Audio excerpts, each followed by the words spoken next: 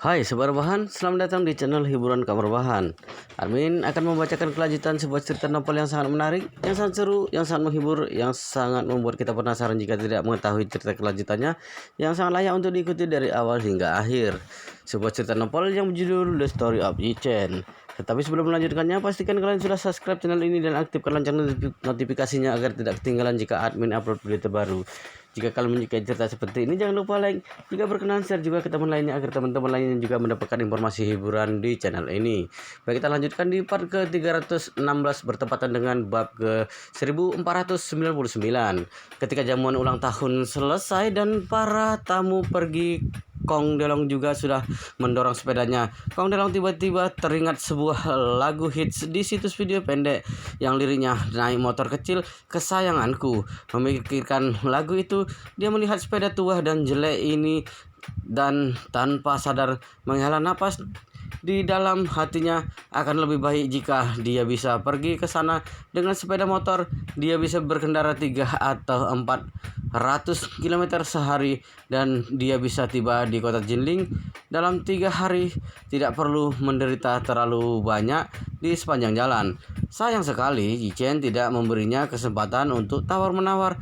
Dia hanya bisa mengendarai sepeda dengan jujur dan bersiap-siap untuk berangkat.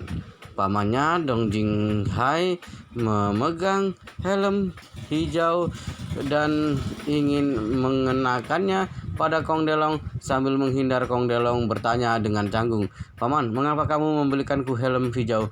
"Jangan sebutkan itu," Dong Jinghai berkata tanpa daya. "Aku juga tidak tahu apa yang terjadi. Helm disebut di mana-mana. Helm di toko sepeda habis, hanya tersisa warna hijau yang belum terjual. Jadi aku menyuruh orang membelikannya untukmu. Keselamatan adalah hal yang paling penting." Kong Delong hampir menangis. Tidak heran tidak ada yang mengambil helm ini. Hijaunya sangat mencolok. Daun bawang segar pun tidak sehijau helm ini. Meskipun dia sangat tidak menyukainya, dia juga tidak tahu bahwa keselamatan adalah prioritas utama. Jika tidak, bagaimana kalau dia terjatuh di pertengahan jalan? Bukankah hidupnya akan selesai? Jadi dia hanya bisa mengertakkan gigi dan meminta pamannya untuk meletakkan helm di atas kepalanya. Dong Jinghai memperbaiki tali helm untuknya, lalu menunjuk ke alat genggam ponsel di pegangan sepeda dan berkata dengan serius, "Xiao Silong, ini adalah alat genggam ponsel yang khusus dibeli untukmu. Kamu bisa meletakkan ponselmu di atasnya. Kamu bisa melihat navigasi dari sini. Jalannya lebih dari 1000 km. Pastikan untuk melihat navigasi dengan hati-hati dan jangan sampai salah jalan." Kong Delong mengangguk dan bertanya kepadanya, "Paman, mengapa kamu tidak membelikan aku power bank? Bagaimana jika ponselku kehabisan baterai saat aku bersepeda?" "Oh," Dong Jinghai menepuk dahinya, "aku lupa ini. Atau kamu tunggu sebentar, aku akan membiarkan seseorang membelikan satu." Ayah Dong Rolin, Dong Jianhe buru-buru berkata saat ini, "Aku punya satu di mobil. Aku membelinya sebagai cadangan. Aku akan pergi mengambil untukmu." Pada saat ini, ayah Kong Delong, Kong Lince, menepuk pundaknya dan berkata dengan serius, "Rute ke kota Jinling lebih mudah. Ada juga kota-kota yang sangat berkembang di sepanjang jalan. Tidak ada hutan belantara, jadi kamu tidak perlu terlalu khawatir. Perhatikan keselamatan di jalan. Pergi ke kota untuk menemukan tenda besar di taman pada malam hari, dan kamu seharusnya bisa tiba di kota Jinling dalam belasan hari." Kong Delong menangis dan mengangguk. Kong Lince menghela napas dan berkata, Kamu harus mengendarainya sepanjang jalan dengan jujur. Di tengah jalan, kamu sama sekali tidak boleh telat atau melakukan trik apapun. Ini juga merupakan pengalaman bagimu, mengerti?" Kong Delong merintih. "Aku tahu, ayah." Kong Dong Xinhua juga menyeka air matanya di samping dan berkata, "Kamu harus memperhatikan keselamatan dan saat berkendara. Harus menghindar sedikit seketika kamu melihat mobil besar. Mengerti?" Kong Delong tersedak berulang kali. "Ya, Ibu, aku tahu." Tuan Dong juga berkata, "Jangan bermalas-malasan. Jika kamu terlambat, Tuan Yi akan marah." Hati Kong Delong sangat tertekan. Apakah ini masih kakeknya sendiri? Dia tidak peduli pada dirinya, tetapi malah lebih peduli pada Yi Chen akan marah. Nenek Dong sangat lembut. Dia mengeluarkan sebuah jimat kuning dari sakunya dan menyerahkannya kepada Kong Delong, berkata, "Xiaolong, ini adalah jimat yang diminta nenek dari kuil lama ketika masih muda. Ini sangat efektif. Nenek selalu membawanya bersamaku. Sekarang nenek akan memberikannya kepadamu. Itu akan membuat kamu tetap aman." Kong Delong mengangguk dengan penuh terima kasih. "Terima kasih, Nenek." Yi Chen yang tidak berbicara sepanjang waktu berkata, "Lihat, kamu telah membuat kemajuan sekarang. Setidaknya kamu tahu untuk mengucapkan terima kasih kepada keluargamu." Kong Delong malu untuk sementara waktu dan berbisik, "Terima kasih atas pengajaran Tuan Yi. Aku akan bertindak rendah hati dan menjadi orang baik di masa depan." Ya, Yi Chen mengangguk dan berkata, sudah bisa berangkat."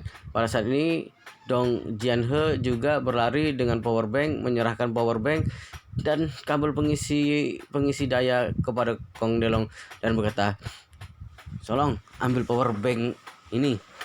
Kong Delong memasukkan power bank ke dalam ranselnya, menyeka air matanya dan berkata kepada semua orang, "Nenek, Tuan, Ayah, Ibu, Paman tertua, Paman kedua, aku pergi dulu." Semua orang melambai padanya. "Baiklah, perhatikan keselamatan di jalan." Kong Delong menatap Yi Chen lagi dan membungkuk kepadanya, "Tuan Yi, aku pergi dulu." Yi Chen mendengus dan berkata, "Cepat, kamu akan dihukum jika kamu menunda waktu." Kong Delong tergesa-gesa mengangguk, "Jangan khawatir, aku akan melakukan yang terbaik." Yi Chen melambaikan tangannya, "Sudah, ayo pergi." Kong Delong mengangguk, melirik kerabatnya dengan enggan, lalu mengangkang dengan keras di atas sepeda tua itu, mengayuhnya 2 kali dan sepeda mulai bergerak. Dong Xinhua menangis dengan sedih. Kong Lince buru-buru memeluknya dan menghiburnya. "Sudah, Solong juga sudah dewasa. Sudah waktunya dia bertanggung jawab atas tindakannya." Dong Xinhua menangis dan mengangguk. Meskipun dia merasa sakit hati, tetapi dia tidak berani mengatakan apa-apa lagi. Yi Chen memandang Don Rolin dan berkata dengan serius, "Ketika sepupumu tiba..." Sebentar ya guys.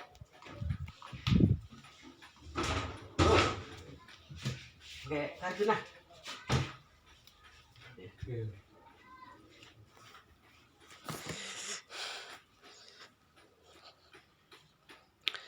Oke, kita lanjutkan lagi guys. Maaf ada sedikit gangguannya, mohon dimaklumi. Sudah Xiaolong juga sudah dewasa, sudah waktunya dia bertanggung jawab atas tindakannya. Dong Xinhua menangis dan mengangguk. Meskipun dia merasa sakit hati, tetapi dia tidak berani mengatakan apa-apa lagi. Yi Chen memandang Don Rolin dan berkata dengan serius, "Ketika sepupumu tiba di kota Jinling, kamu harus benar-benar mengendalikannya. Jika dia bisa berubah dengan jujur, dia mungkin bisa berubah pikiran. Kalau tidak, orang ini mungkin akan tidak berguna lagi di masa depan." Don Rolin dengan cepat menjawab dengan berkata, "Jangan khawatir, aku akan mengawasinya dengan ketat." Ya, Yi Chen mengangguk dan berkata, "Oke, aku akan kembali dulu." Don Rolin bertanya, "Kalau begitu, aku akan memberitahu kamu setelah memesan tiket." "Baik." Don Rolin bertanya lagi, "Apakah kamu ingin aku menjemputmu di tempat tinggalmu dan pergi ke bandara bersama?" Yi Chen melambaikan tangannya, "Tidak usah, sampai jumpa di bandara." Gu Liang bergegas kemari dan berkata sambil tersenyum, "Tuan Yi, apakah Anda akan kembali ke rumah pamanku? Tidak mudah untuk mencari taksi di sini. Bagaimana kalau aku mengantar kamu pulang?" Yi Chen meliriknya dan sedikit mengangguk. "Baiklah." Seluruh keluarga Dong mengantar Yi Chen dan Gu Weiliang ke dalam mobil bersama-sama dan akhirnya menghela napas lega ketika mobil itu pergi. Di dalam mobil, Gu Weiliang berkata dengan pujian, "Tuan Yi, penanganan Anda terhadap Kong Delong benar-benar luar biasa." Yi Chen berkata dengan ringan, "Hanya begitu saja, kamu tidak usah menyanjung aku di sini." Gu Weiliang buru-buru berkata, "Aku benar-benar tidak mencoba menyanjung Anda. Biasanya ketika orang memecahkan masalah seperti itu, mereka sering mengajar pihak lain dan memaksa pihak lain untuk menghormati taruhan, tetapi Anda dapat membuka pikiran dan melepaskannya. Anda dapat menyesuaikan serangkaian rencana untuknya. Itu pasti sangat bijaksana. Aku percaya bahwa Kong Delong tidak akan pernah berani bersikap kasar dan arogan lagi. Yi Chen menatapnya dan bertanya, bagaimana denganmu? Apakah kamu berani bersikap kasar dan sombong di masa depan dan bersikap keras pada kerabatmu? Seluruh tubuh Gu William tampak ketakutan dan dia berkata, tidak sama sekali. Yi Chen duduk di mobil Gu William menuju ke rumah keluarga Gu. Dong Rolin mengirim pesan WeChat untuknya. Yi Chen, aku sudah memesan tiket kita berdua untuk pulang ke Jinling jam 9 pagi besok. Apakah kamu bisa? Bisa. Yi Chen membalasnya dan berkata, berapa harga tiket aku kirimkan untukmu? Dong Rolin mengeluh, hanya satu tiket saja. Kamu ingin membayarku? Tidak perlu seperti itu. Yi Chen berkata dengan serius, kamu membayarku untukku dulu. Bagaimana bisa aku tidak membayarmu kembali? Dong Rolin mendengus dan bertanya, kalau begitu, kamu telah menyelamatkanku beberapa kali. Bagaimana bisa aku tidak membalasmu? Kapan Tuan Yi bisa memberiku kesempatan untuk membalasnya dengan membiarkan aku menikah denganmu? Yi Chen langsung tidak bisa berkata-kata. Baiklah, aku tidak akan sungkan dengan masalah tiketnya lagi. Kita bertemu di bandara besok. Dong Rolin berkata, kamu harus tiba di bandara sebelum jam 8. Jangan sampai bangun kesiangan. Yi Chen berkata, tenang saja, aku akan tiba di bandara tepat waktu. Setelah dia menutup telepon, Gu William yang ada di samping bertanya dengan cemas, Tuan Yi, apakah Anda akan pulang ke Jinling besok? Benar. Gu William bertanya lagi, Tuan Yi, kapan Anda akan kembali lagi? Masih belum pasti. Gu William langsung merasa gelisah. Pada awalnya dia berpikir akan sering menjilat Yi Chen kalau dia masih berada di rumah paman pertama. Kalau Yi Chen terus berada di Yanjing, mungkin saja Yi Chen akan memaafkan apa yang telah dia lakukan setelah beberapa waktu dan memulihkan kesuburannya. Tetapi Yi Chen akan meninggalkan Yanjing besok dan tidak akan ada kesempatan untuk menjilatnya lagi kelak. Bagaimana ini jika Yi Chen baru akan memulihkan dirinya setelah beberapa tahun? Bagaimana dia akan hidup selama waktu itu? Yi Chen tahu apa yang dia pikirkan dan berkata dengan datar, kamu juga bisa tampil baik di depan keluarga paman pertamamu. Meskipun aku tidak ada di Yanjing, aku bisa mempertimbangkan memulihkanmu. Kalau mereka merasa puas dengan penampilanmu. Gu William baru merasa lega dan segera berkata, Tuan Yi, tenang saja, aku akan melakukan yang terbaik. Setelah Yi Chen kembali ke keluarga Gu, Yanjong sudah pergi ke grup Gu. Dia baru sembuh dari penyakit serius dan kondisi tubuhnya sangat baik sekarang.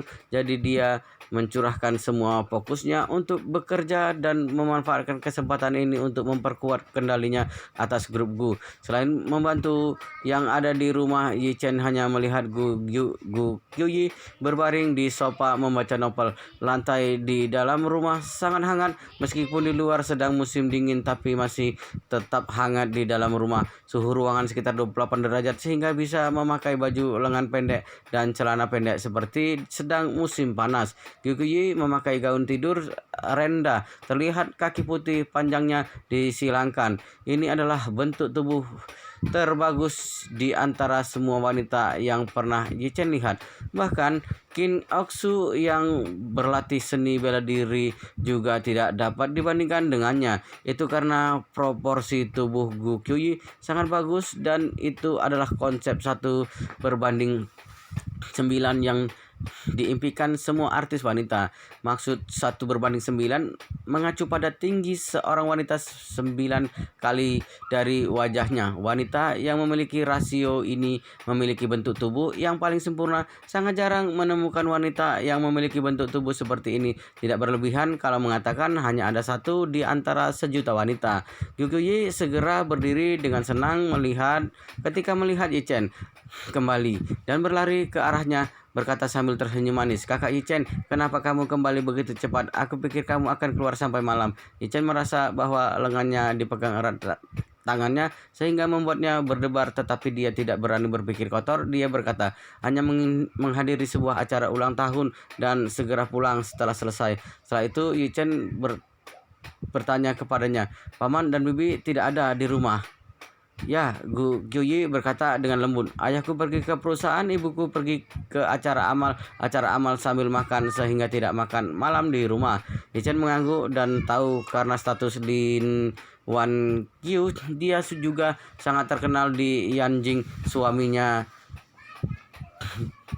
Suaminya kembali lagi dengan rendah hati dan dia juga kembali dengan rendah hati sesuai caranya sendiri sehingga dia bisa memberikan dukungan yang baik kepada suaminya. Yukiyi bertanya dengan penasaran, "Kak Ichen, apakah kamu yakin akan pergi besok?"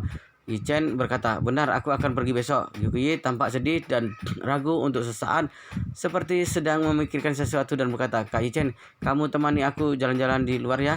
Ichen bertanya, "Apakah bintang sebesar sepertimu tidak akan tertangkap kamera kalau sembarangan berjalan di keluar?" Yukiyi tertawa dan berkata, "Aku bisa menyamar seperti sewaktu menjemputmu di bandara." Yukiyi berkata lagi, "Aku akan membawamu ke tempat kita bermain sewaktu kecil dulu. Apakah kamu masih mengingat Lau Guxiang?" Lau Guxiang? Ichen mengerutkan kening dan merasa nama ini terdengar familiar.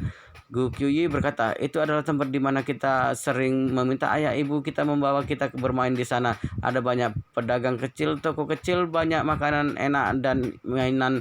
Selain itu, Lau Gu Siang ada di sebelah Hauhai dan kita akan bermain kereta luncur begitu musim dingin. Apakah kamu masih ingat?" Dalam otak Ichen tiba-tiba muncul potongan sewaktu kecil. Dalam ingatannya dia dan Gu Yi bersama orang tua masing-masing pergi ke Lau Gou Siang untuk membeli permen lollipop dan bermain kereta luncur. Musim dingin di Yanjing sangat dingin. Es tebal akan muncul di permukaan danau Hauhai. Orang-orang akan bermain es, skating dan kereta luncur ketika air membeku. Anak-anak akan duduk di atas kereta luncur buatan sendiri dan bergerak di atas es mengandalkan 2 batang besi yang ditusukkan di atas es. Pada saat itu anak-anak tidak ada permainan elektronik, jadi Yichen ingin bermain di Hauhai ketika musim dingin. Seingat Ichen, orang tua Gu Kyuyi memiliki sebuah rumah tradisional dengan halaman besar yang sangat cantik di Huohai. Orang tua Ichen akan membawanya mengunjungi orang tua Gu Kyuyi dulu setiap kali pergi ke Huohai, lalu makan di halaman rumah Gu Kyuyi. Ingatan yang belum muncul selama belasan tahun masih teringat jelas. Yuki suka mengikutinya waktu itu dengan jaket berlapis kapas tebal seperti bola kecil yang dibungkus kapas. Tangan kecilnya terjulur dari jaket berlapis kapas dan memegang ujung bajunya dengan kuat dan tidak mau melepaskannya. Waktu itu dia selalu memanggil Kak Yichen tanpa henti, suaranya merdu dan lembut, sedikit malu dan sangat lucu. Tapi itu adalah tempat yang dia sukai dulu dan dirinya sudah tidak pernah ke sana selama 18 tahun. Ketika memikirkan ini, Yichen merasa sangat merindukannya. Oleh karena itu, dia bertanya kepada Gyukuyi, "Nanan, apakah rumah kalian masih ada di Hauhai?" "Masih," Gyukuyi berkata sambil tersenyum. "Itu adalah bangunan yang dilindungi dan tidak boleh dibongkar. Ayahku menghabiskan banyak uang untuk merenovasinya 2 tahun yang lalu. Kami akan tinggal di sana jika bukan karena lalu lintas di pusat kota terlalu macet saat ini." Setelah itu dia bertanya dengan semangat, "Kak Yichen, bagaimana kalau aku membawamu ke sana sekarang?" Kenangan lama langsung muncul di otak Yichen dan dia langsung merasa bersemangat dan berkata, "Baik." Yukiyi sangat senang ketika mendengar jawaban Yichen. Dia berlari ke kamarnya dengan gembira dan segera mengenakan jaket tebal panjang agar tidak dikenali orang lain. Dia juga memakai masker penghangat topi berbulu dengan 2 telinga yang lucu. Selain itu dia juga memegang kacamata dengan bingkai bulat. Dia terlihat seperti gadis kecil imut setelah memakainya. Gayanya berbeda sama sekali dengan Gu Kyuyi yang diidolakan semua pria. Sebenarnya Gu Kyuyi adalah seorang gadis imut yang ceria, pikirannya sederhana, tidak ada pengalaman pacaran, tidak ada pengalaman bergaul dengan lawan jenis, pikirannya tidak seperti pikiran yang dimiliki para gadis di luar. Yichen melihat bayangan sewaktu muda di wajahnya. Jika memikirkannya sekarang, Gyukuyi adalah beban manis masa kecilnya. Kenapa mengatakan dia adalah beban manis? Itu karena meskipun tidak ingin dia mengikutinya setiap hari dan terus memanggilnya Kak Yichen, tetapi dia menikmati perasaan ketika Gyukyuyi mengelilingi dirinya. Gyukyuyi melihat Yichen, melihatnya dengan diam. Wajah cantiknya tiba-tiba memerah dan berkata dengan malu-malu, "Kak Yichen, kenapa kamu melihatku seperti itu?" Yichen segera sadar dan merasa canggung, lalu berkata dengan sopan sambil tersenyum, "Aku sedang memikirkan hal-hal sewaktu kecil." Gyukyuyi merasa senang dan bahagia. Dia bertanya sambil sedikit menunduk, "Mari kita segera berangkat." Demi tidak mengekspos identitas Gyukyuyi, Yichen dan dirinya membawa mobil Volvo tua dari villa ke pusat kota Wuohai. Berada di pusat kota Yanjing bisa dikatakan sebagai salah satu tempat paling mewah di Yanjing. Selain itu, tempat ini belum dieksploitasi secara berlebihan. Perkarangan rumah-rumah tua terlindungi dengan baik. Bisa datang ke tempat ini jika ingin melihat kehidupan Yanjing yang dulu. Setengah jam kemudian, Gyukyuyi membawa mobilnya masuk ke gang dekat Honghai. Dari gang sempit ini sulit melihat apakah penghuni di dalam rumah adalah keluarga biasa atau keluarga besar. Ada dua jenis orang yang tinggal di rumah tradisional dengan halaman besar seperti ini di Yanjing.